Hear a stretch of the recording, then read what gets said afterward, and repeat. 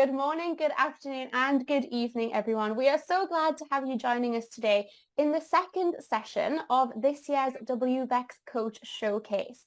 So this session is creating coaching frameworks with design thinking and instructional design with Ana Maria Barella, who I will introduce in just a moment. As everyone logs in and gets situated, please let me know if you can hear me by typing into the Q&A box where in the world you are joining us from. And I would love to know today, what has made you feel proud this month? So we are almost at the end of October, and I would love to know, what moments this month have made you feel really proud?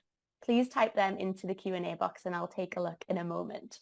So my name is Beth Schofield and I'll be your host for Anna's session today. And we also have Lynn with us, handling all of your questions and the logistics in the background. Some quick housekeeping before we get started. This session is going to last for 60 minutes.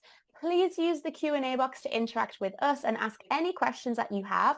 The chat box is disabled and it's only used for us to send information to you. You will not be able to type in it yourself. We're going to use the Q&A box instead. Also, if you would like to discuss the content from this session with like-minded coaches in small groups, then the implementation mastery sessions related to today's presentation will take place 1 hour after the end of the session. And we also have some next Tuesday as well. And you can sign up for those by clicking the link that we will put into the chat box for you now. So for those of you who don't know, the Coach Showcase is an exclusive feature for Full Summit members, which provides premium members with the opportunity to apply and speak in the Full Summit themselves.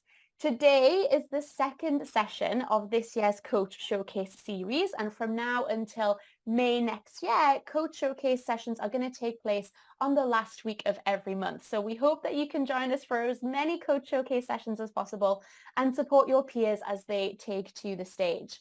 So first of all, I would love to congratulate Ana Maria on being selected for the Coach Showcase, and I'm delighted to introduce her to you all now. So Ana Maria Barella is the founder of Masterwork Coaching. She has a bachelor's degree in communications and a master's in design thinking and innovation. Prior to becoming a coach, she designed and facilitated learning and leadership programs for over 20 years, and she also has coached TED and TEDx speakers since 2011. She combines her expertise in communications, instructional design, design thinking, and coaching to help leaders, teams, and organizations gain mastery of self, moment, and mission. And the fun fact is for Ana Maria is actually part of her presentation, and she's going to share that with you all later on. So with that, Ana, I'm going to hand over to you. Thank you so much, Beth, and thank you, Lynn, for the magic you're doing in the background. And thank you, everyone, for being here. I am so incredibly excited to share about frameworks with you, something I actually love. So I'm going to jump right in. I'm using this slide as my intro slide because it's a portrait of me, in the sense that a friend of mine took this photograph because he saw my name in the bridge. And this is the Wells Street Bridge in Chicago, over the Chicago River. It was built in 1922, and it is framing, you can see the city of Chicago through that bridge as well. And bridges are one of the most commonly thought of frameworks, both literally and figuratively. So for many reasons, this bridge seemed perfect to start our conversation today. My fun fact is that beautiful city that is framed in that bridge that spells Anna was also founded on the same day as my birthday, March 4th. Not the same year, of course, March 4th, 1837. Another thing that's interesting about this bridge, though, is typically we think about bridges as bridging one thing to another thing over the waters or over the valley. But this bridge and 40 other bridges in Chicago actually open up and expand to allow boats to go through So not only over, but through. And in those moments, when those bridges open to allow those boats to pass through, they demand stillness and quiet. And you would think that when these giant, massive steel bridges are rising, that you'd hear gears or grinding or that there would be like a jerking motion, but it's smooth and poetic and quiet. And it requires that you stop pedestrians, cyclists, drivers, just be still. And I find that to be magical. And that's the energy I want us to bring to this conversation in thinking about frameworks, is how magical they can be in helping us to bridge understanding, in helping us to support clients in contracting and expanding their understanding and in changing their perspective of the different challenges they may be facing. Okay. In that spirit, I invite you to join me in a brief meditation. And I'll ask you to close your eyes. Take a deep breath and journey back to the days of your childhood. Think about the times when you played and pretended.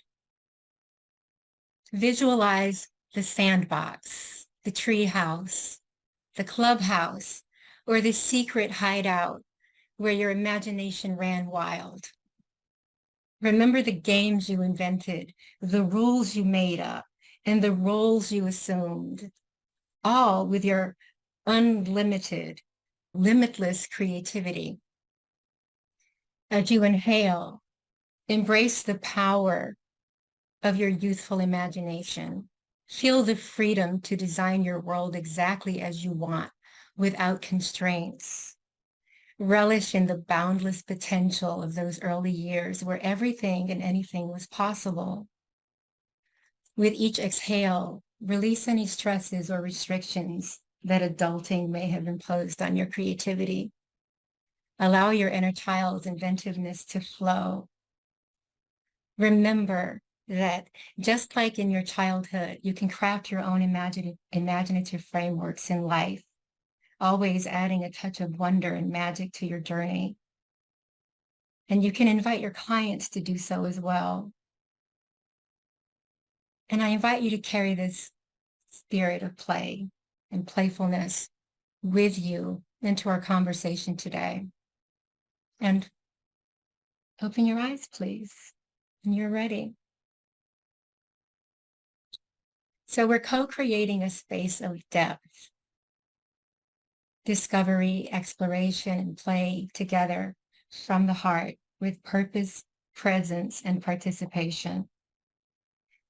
I can't see you. You see me, but I want this to be a space where I'm not talking at you. This isn't me giving a presentation. This is us co-creating a learning experience together. I'm bringing my perspective as a starting point, as seeds, and I will be inviting your perspective. Please share with me. Pop those emojis in the chat so I know what you're feeling. Share what you're thinking, your thoughts, your questions, your contributions, so that at the end of this, it's not just my seeds, but also your contributions that are takeaways with the collateral and the Q&A that's also saved with these slides. So this is our creation. This is our time together to discover and explore frameworks and the power that they have in our lives and in supporting our clients. So this is going to be a meandering journey to understand the key concepts of instructional design, to distinguish between what I'm calling the 5 M's, structures for meaning making, and to create your own distinct frameworks.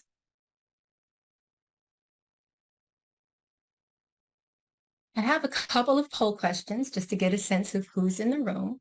So first of all, around your familiarity with instructional design and design thinking. I am very familiar with instructional design, design thinking, instructional design and design thinking, neither instructional design or design thinking. Question 1. Question 2, how often do you use frameworks in your coaching practice? Always, often, occasionally, rarely, never? Let's wait a moment just to see how you respond there. All right, thank you everyone. We've had about half of our participants vote so far, so we'll leave it open a few more seconds to give everybody a chance to input into the poll. Thank you, Beth. Thank you, Len.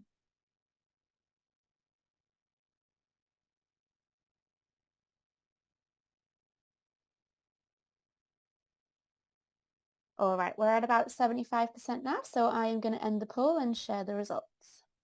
Beautiful. Thank you. There we go. Wonderful. Okay. So about 14% familiar with instructional design, 25% design thinking, 17% both. Congratulations, you folks. You are now my co-facilitators. Thank you. And then we have 44% neither instructional design nor design thinking. Okay. Well, we're going to grow and learn together today. And how often do you use them? I have 8% always, 34% often, 32% occasionally, 14% rarely, and 12% never. Thank you very much for sharing. And now I have a sense of who's in the room together today. Beautiful. So jumping back into our conversation, let's talk about some concepts. I'm going to talk about instructional design and design thinking in parallel, just so we can get a sense of how they're similar and how they might be distinct, and how together they can support you in creating frameworks. But first, let's talk about what a framework is. So according to Merriam-Webster, a framework is a basic conceptual structure as of ideas, a skeletal open work or structural frame. Okay. It's a real or conceptual structure intended to serve as support or guide for the building of something that expands the structure into something useful. Now, for our purposes, the definition that I'm using is frameworks are constructs that support inquiry, reflection, understanding, and meaning making. Okay. We use them to frame and reframe understanding, to support structured inquiry, to make the abstract concrete, to facilitate objective perspective, to expand and contract thinking, going from divergent to convergent thinking, just oscillating between the two as we make meaning, and zooming in and zooming out.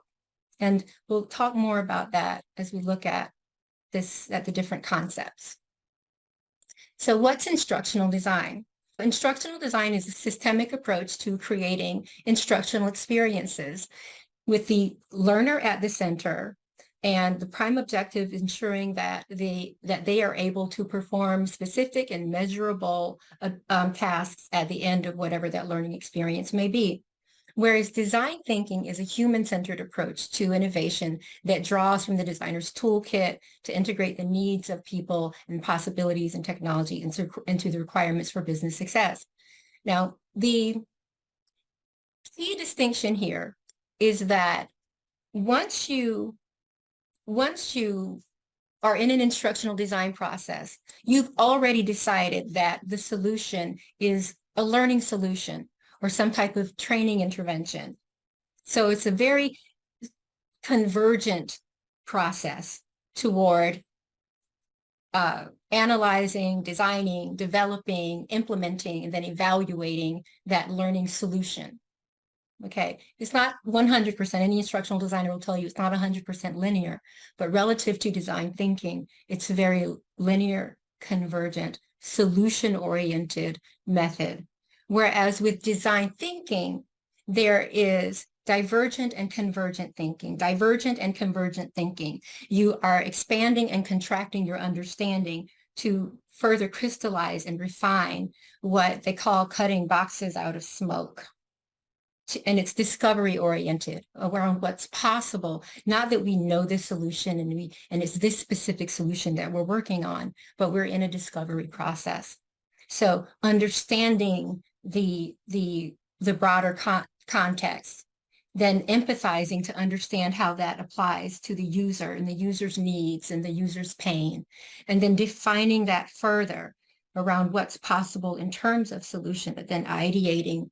So again, expanding around those possibilities, and then prototyping to say, okay, let's make this abstract concrete to see how it works. And then you test it, and there's a lot of dancing and going back and forth in that process and expanding and contracting.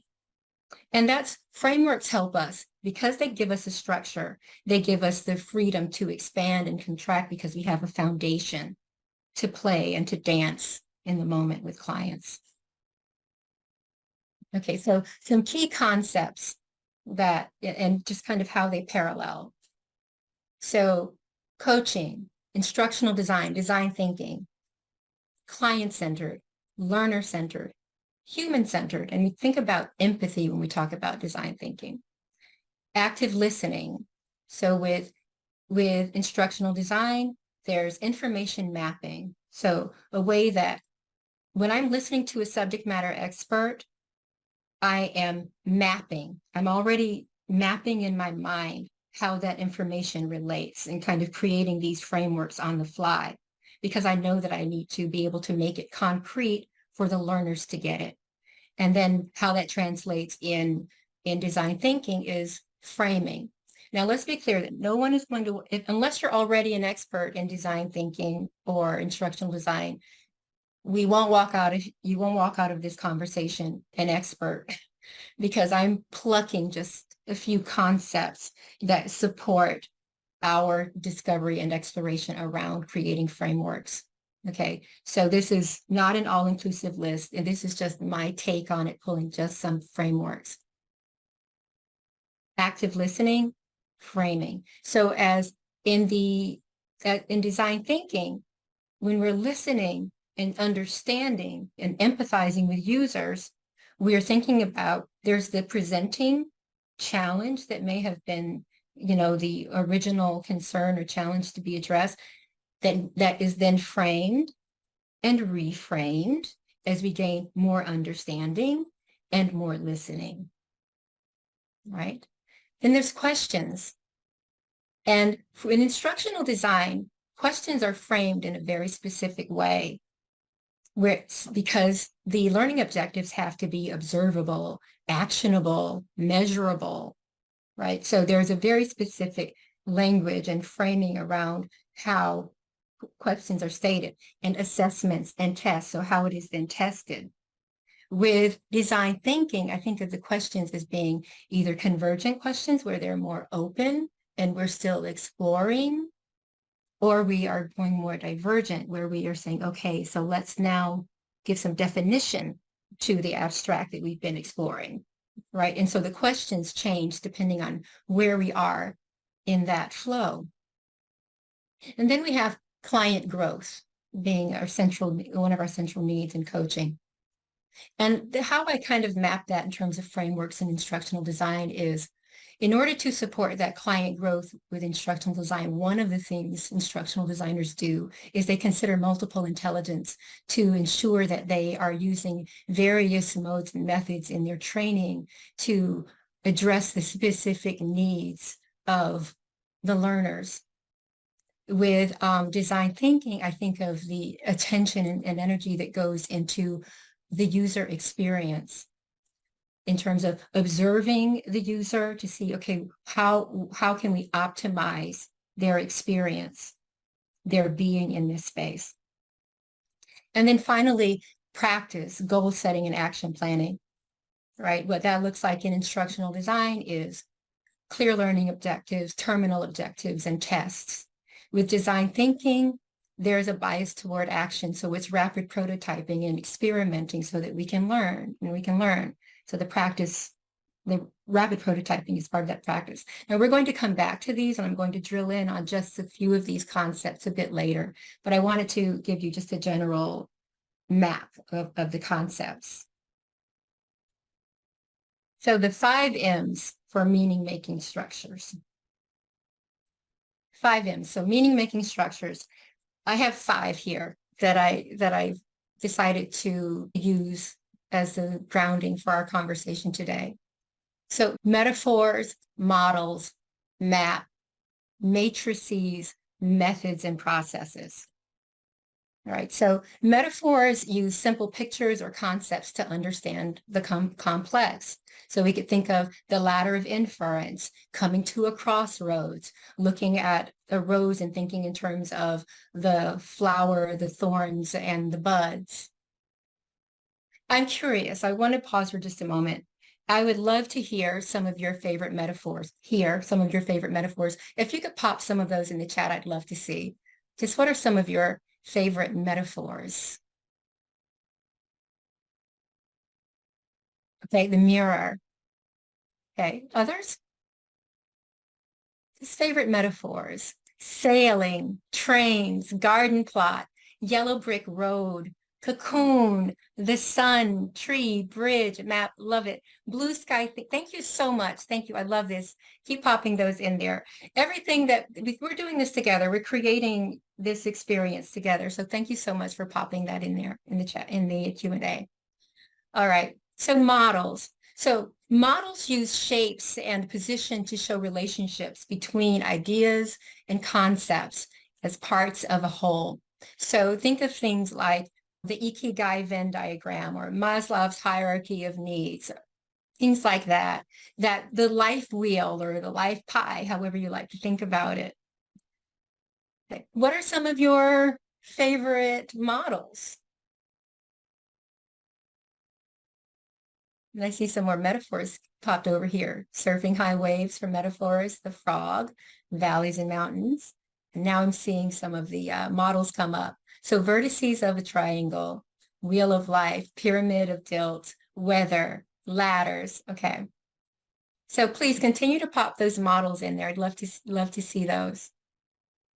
And actually, I'm definitely going to go back and look into some of the things that you pop in there just so I can learn a bit more as well. Okay, so there we go, maps. So maps provide orientation, perspective, and placement within parts of a whole. So you might think of an org chart as being a type of a map, or a traditional map, or a gameplay, or what is that little spider? What am I representing there? A mind map, that's what it is, a mind map, as being a kind of a map. And then matrices. So matrices typically have an X and Y axis with variables, levers, and spectra.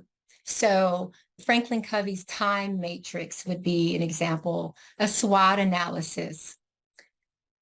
So what are some examples? I want to back up too, because I didn't get your examples of, so what are some maps that you like to use or that come up for you? And what are some matrices that you use or that you find interesting? And I'm going to scroll down. I'm going to see those. So, right. So Kristen uses maps frequently. The mind maps, the medicine wheel. Thank you, thank you, thank you. The Venn diagram, emotions wheel. Okay. 5 dysfunctions of a team. This is great. Thank you so much. All right. And then methods and processes. So they convey actions and activities and sequence and dependencies. Okay, so what are some of your favorite methods or processes or things that you may use in your coaching practice? Some great things here. So blue ocean strategy, quadrant graphs, Venn diagram. Methods or processes that come up for you? Let's see. So Michael Cheatham, I'm probably going to pronounce this wrong. Synaphin, definitely something I'm going to Google. Okay. Nonviolent communication, list steps and actions, feedback, continuums, habit bundling, ABCD of emotions, habit loop. Thank you so much. Perfect. All right. So creating frameworks. So I think of frameworks as being comprised of structures, like the structures we just looked at, the 5 M's we just looked at, and elements like shapes, labels, lines, words, numbers, colors, symbols. And once we have a collection of frameworks, we have systems. So a collection of related frameworks give us systems. And the example that I think might be familiar to a lot of people is Franklin Covey creates a lot of systems. So Stephen Covey's book, The 7 Habits, for each of those habits, there's at least 3 to 5 frameworks associated with it. Now, how do we want to create frameworks? So you might adopt frameworks, applying existing frameworks to, for coaching purposes. We might do kind of the what if on an existing framework. Like, what if multiple intelligence was applied to coaching? And we might ideate, which is to notice our patterns of questions and insights that just typically come together. And if we were going to visualize that and map it into a framework, what would that look like?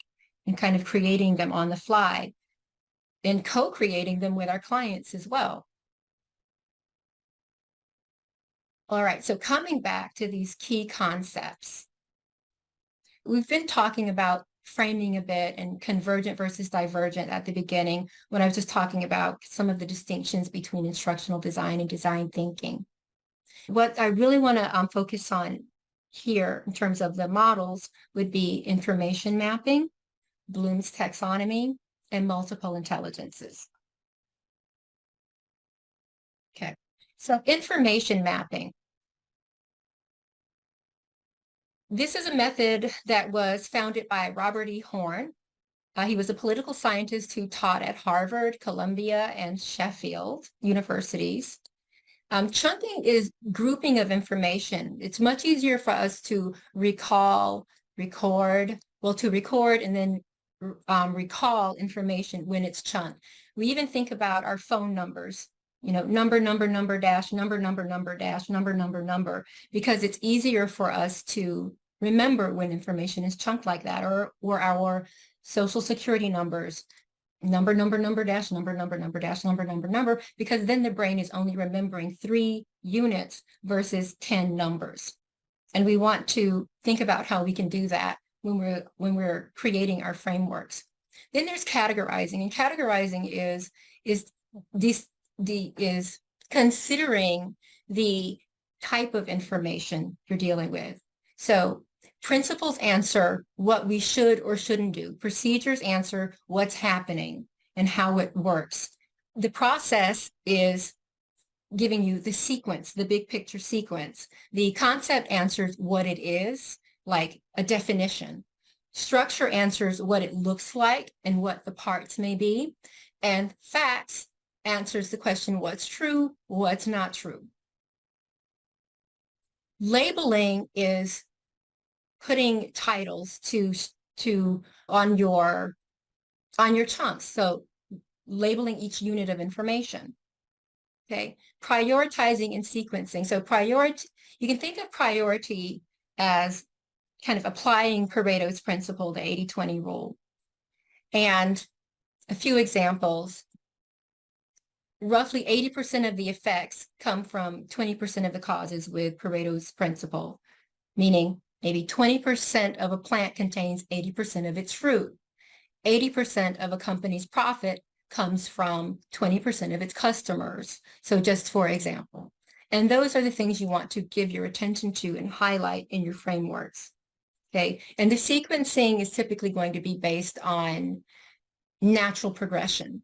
So first to last, most to least, lightest to heaviest.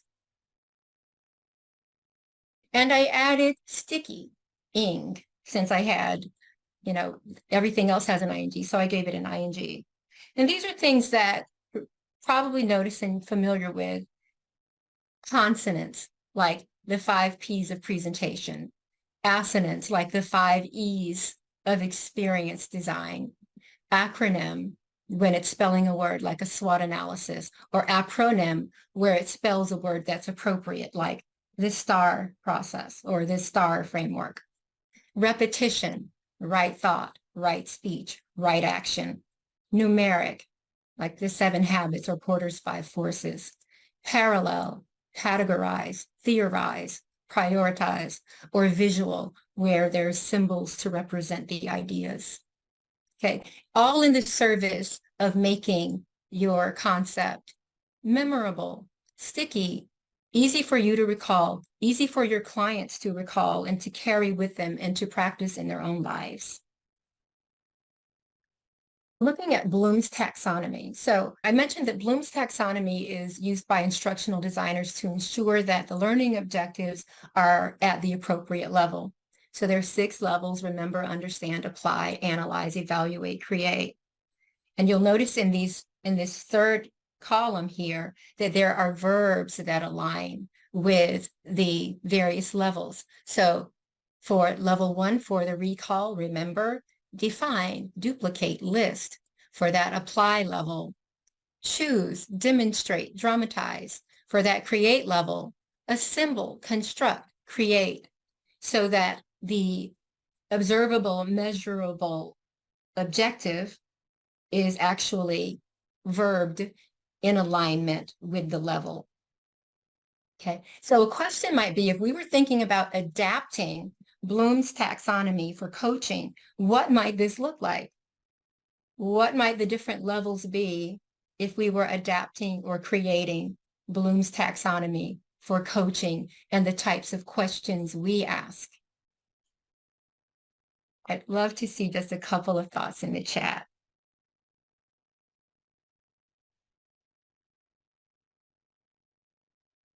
How might you adapt Bloom's taxonomy for coaching? The Inquire Institute question thinking. Interesting. I will look that up, Beth. Thank you. Any other thoughts?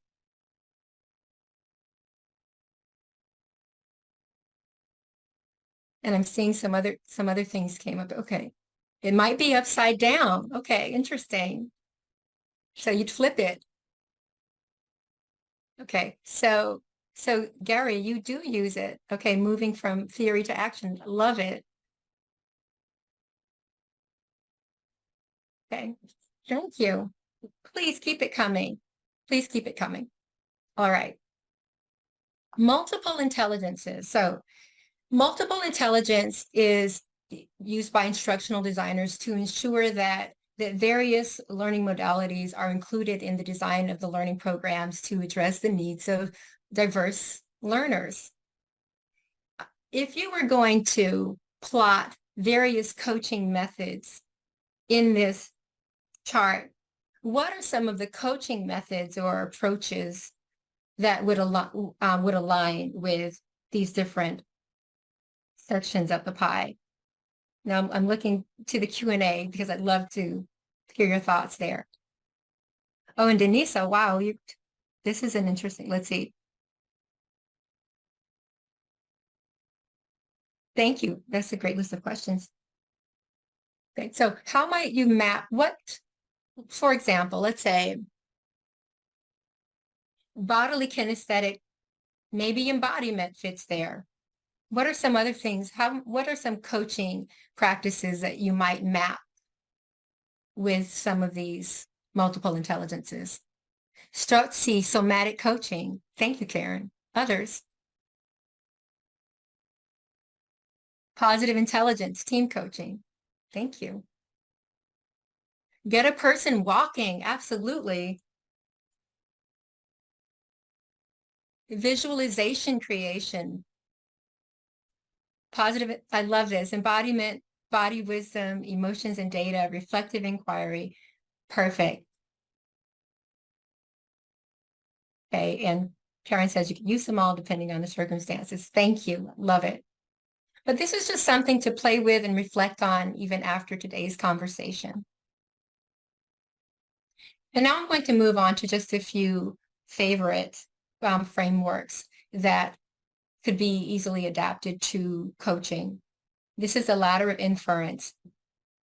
Beginning at the bottom, all available data, to the data I select, to the interpretations I make, to the assumptions I make and the meaning I make, to the conclusions I draw, the beliefs I adopt, and the actions I take. So we can see it going from the broadest, the most divergent of inputs to the actual actions I take, and then looping back around that reflective loop.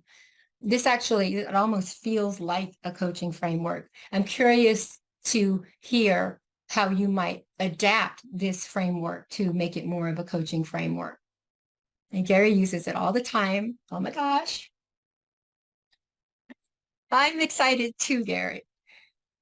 So using games and video games to provoke multi-angle experience of the situation. Oh, going back to multiple intelligences. Thank you, Guillaume. Role playing, love it. Thank you. So this is an example of a framework that I created organically with the client. When I realized, so the client came in saying, I'm feeling really anxious. And I realized that I was asking a series of questions that are kind of a pattern to me when someone says that they're feeling anxious. And we'll engage in a conversation around, what do you know? What do you not know? What can you control or influence? What can you not control or influence?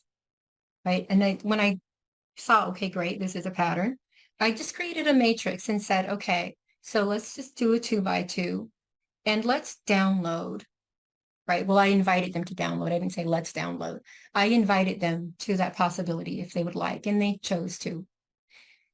And once it was mapped, I said, okay, so we have 4 domains. There's what you don't know and can't control. So that's a let go, right? I can't control it. I don't know. So maybe that's not something to send the energy to. There's what I don't know. Well, there's what I can't control, but I do know. So who can I link to that might have some influence or control? Then there is, I don't know, but I do have control or influence in that bottom right corner. So maybe there's an opportunity for me to learn so that I can take some informed action. And then there's that sweet spot. And going back to Pareto's principle, that 80-20 rule, probably want to spend 80% of that energy in what I know and can control. So that's where that's what I'm going to leverage. That's where I'll have my most power and impact.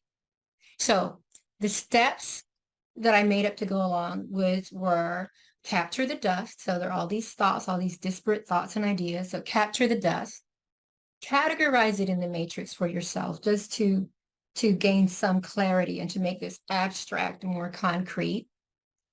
Theorize short-term and long-term plans and people connections. And finally, prioritize the actions. So I'm using the concepts here. So consonants, link, leverage, let go, learn, sequencing the steps and using that parallel structure. Well, first consonants, capture and categorize, and then that parallel structure, categorize, theorize, prioritize, in order to make the framework more memorable, easy for my client to carry with them and to practice in their day-to-day life. Okay. Another example that I'll walk through that's very accessible on the fly is the metaphor. And that is, so let's say that a client says, I'm terrible at planning. I hate planning. I just get a knot in my stomach every time I have to think about planning. Okay. So what's an example? What's something that that gives you incredible joy, that you really enjoy giving your energy to?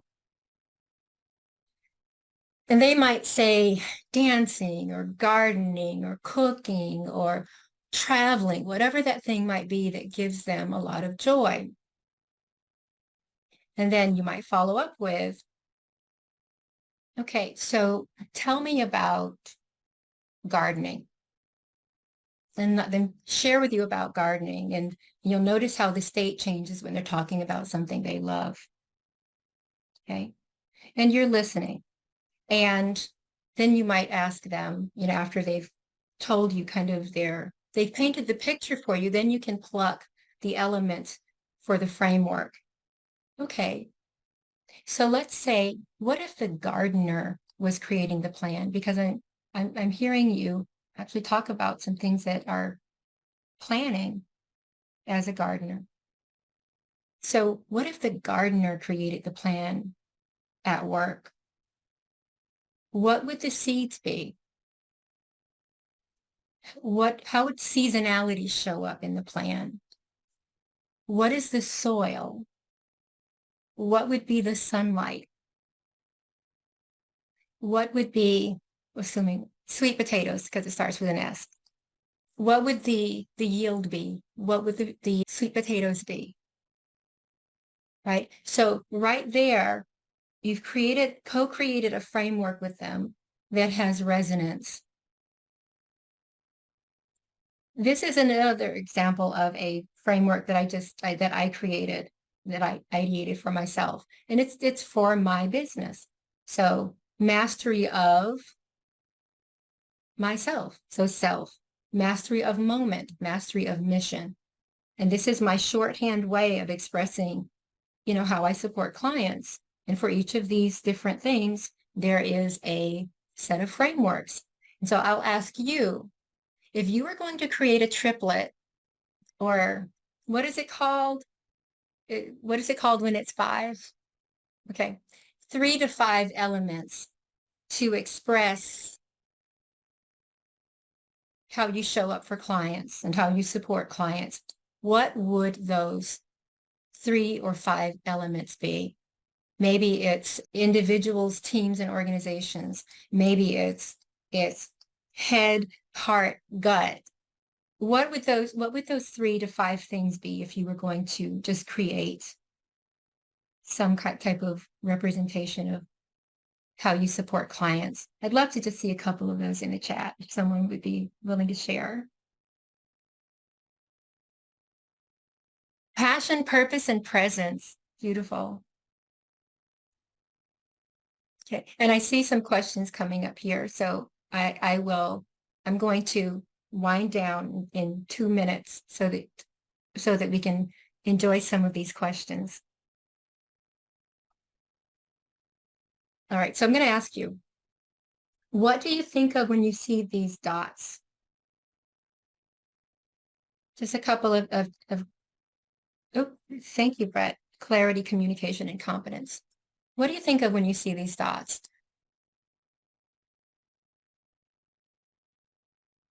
Order, space, something to color in. I'm on a Zoom call. Love it. That was exactly my intention, Joanne. Something for you to color in. Okay. All right. Puzzle, brain tease, tablecloth, pattern. Beautiful. Thank you. So what if I told you that each row is representing 36 months, right? So it's 36 months by 30 rows. It is 1,080 dots. It is representing a 90-year lifespan.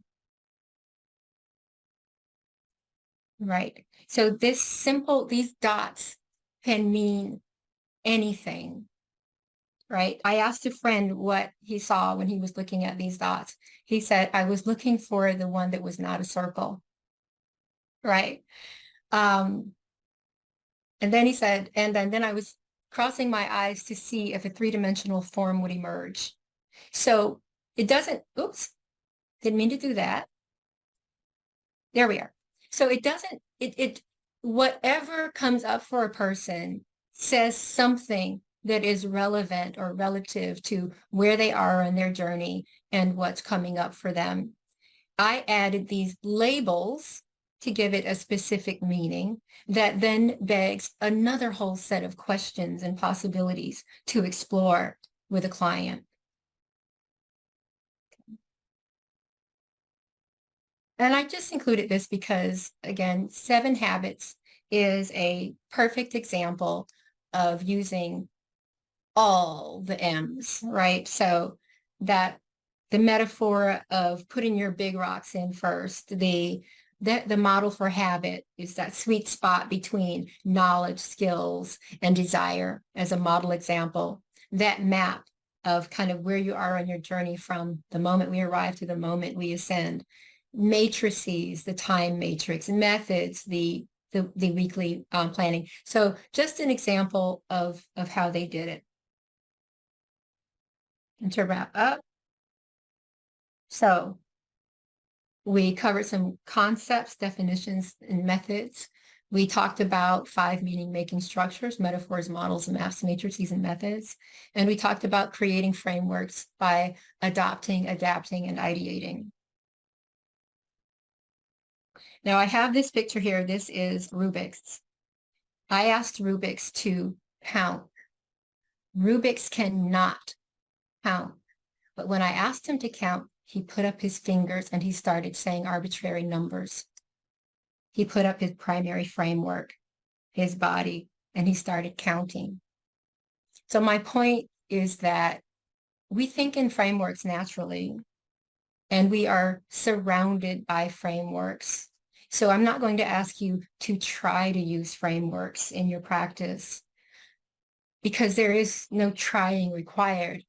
It's something that we do very naturally. I'll just ask that you return to that spirit of playing and, playing in that sandbox and noticing the frameworks, noticing the bridges all around you.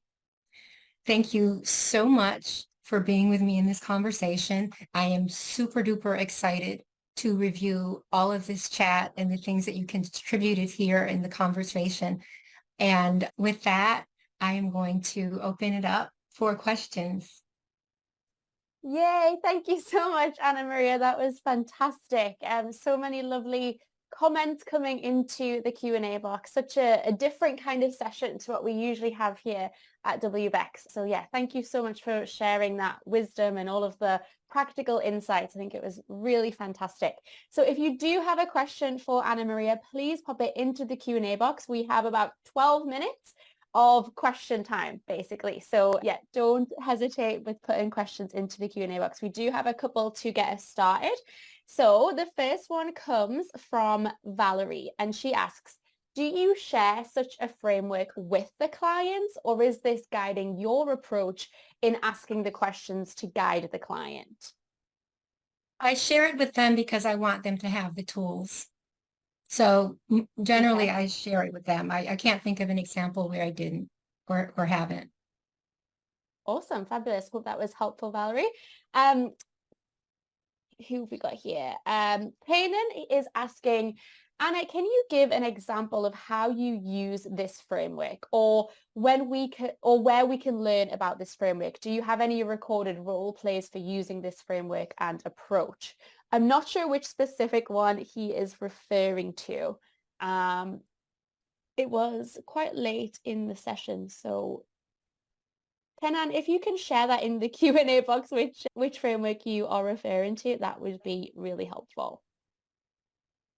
Okay. Do you have an idea which one it could be, Ana Maria? I'm not sure which one. Can you say what was offered? Yeah, we've got it. Link leverage.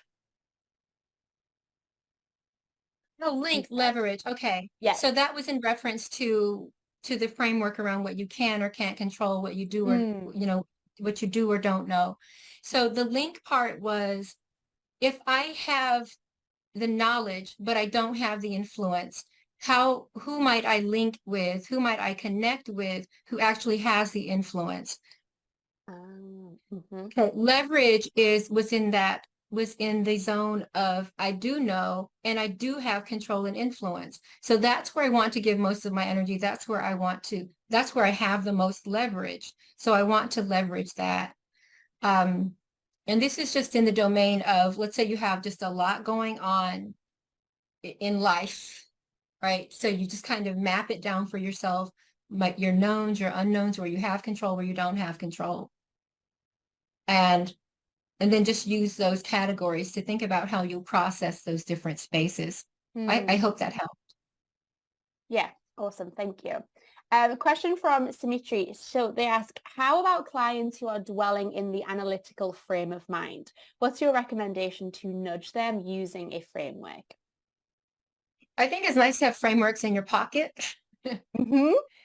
And so the one that comes to mind immediately, I'm sure there are several, and I invite others to pop things in the chat, but there's head, heart, gut, right? Mm, There's body, mind, spirit. So it's like, what if we were just going to dance around, first of all, just would they be willing? It's an invitation to dance, an invitation to play, and an invitation to experiment. If we were going to jump around into some other possibilities of ways of being or ways of seeing. Another thing is like a balance exercise where you create that wheel, and you might mhm. say just, okay, so what's your favorite bubblegum flavor? Right? Watermelon. Okay, so let's stand in watermelon bubblegum. What comes up? Tell me about watermelon bubblegum, right? And they'll tell you about watermelon bubblegum and what comes up for them. And you say, okay, so what comes up for you when you see your situation through the lens of watermelon bubblegum? Okay, so what's your favorite day of the week? What's your favorite holiday? So to just create different lenses so that they can see from different Mm, perspectives, because when you tell me someone is like so in their head, it gives me the sense that they're in one set way of thinking. So to break mhm. that pattern by taking them just to another perspective. Yeah, that makes sense. Thank you. Question from Lisa. She says, I've been struggling to come up with a framework for how I can help clients in career transitions so that she can have a product that she can offer that utilizes a special framework to help them think about the next step that is related to their career. Do you have any suggestions on how to start? Well, that might be where you adapt an existing framework. Mm, So there's a model called Ikigai, which translates roughly as reason for being. I think, a Japanese model.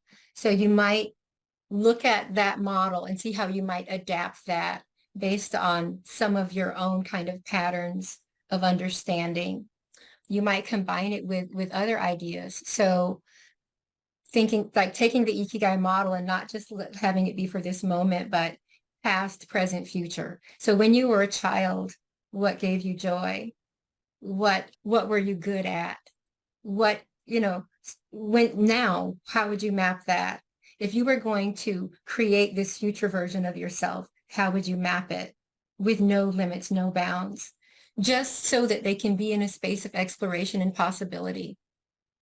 yeah. So I would look at an existing framework and see how you might modify it or play with it, adapt it for their needs.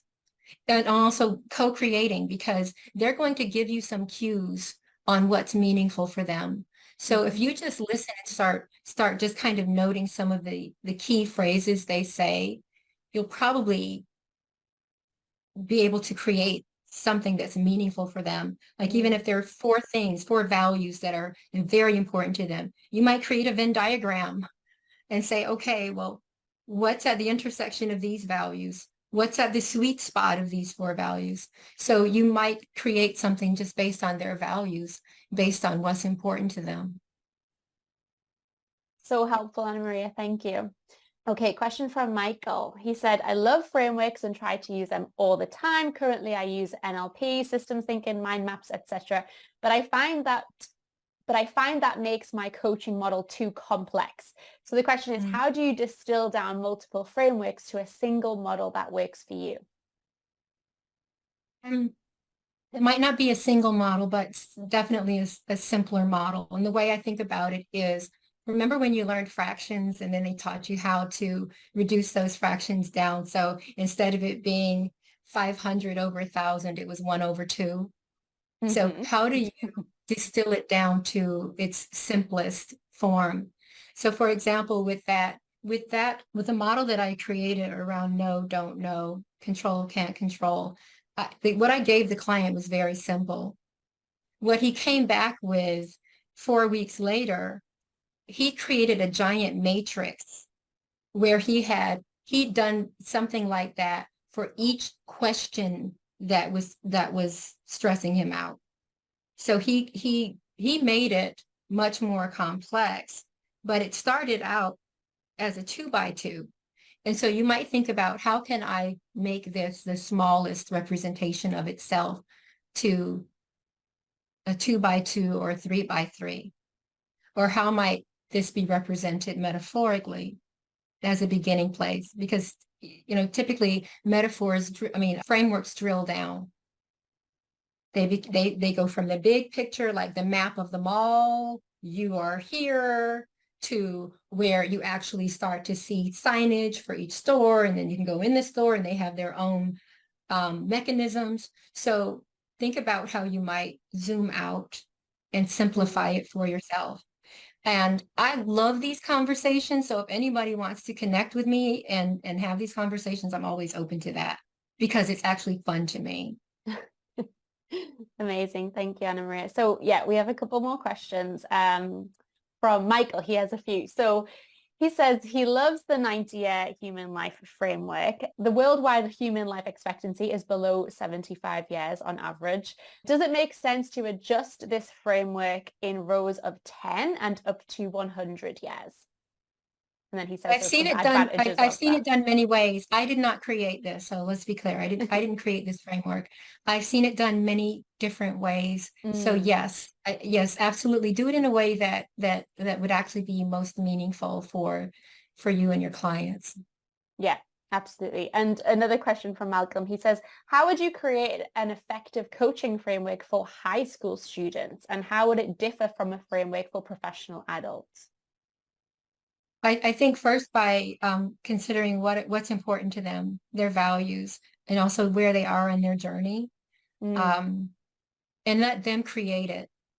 Because oftentimes when we look at the life wheel, it has matters that are adulting matters, things that matter to us when we are managing lives and other people's lives. So if, in allowing them to create their own life wheel so that they can say what's important to them. And it might not even be based on, different typical categories in a life wheel. It might be based on the roles. Like, who are you? I'm a daughter.